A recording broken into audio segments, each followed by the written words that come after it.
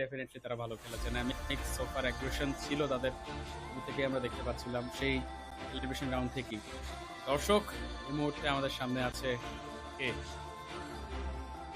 The champions of EMSL CSA 2025 Spring, and the team is Alpha Gaming.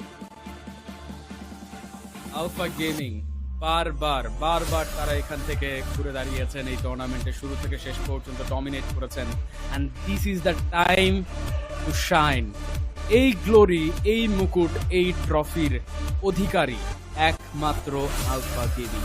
PUBG Mobile Super League Central and South Asia Spring 2025-এর champion দল Alpha Gaming trophy উত্তোলন করছেন এই মুহূর্তে।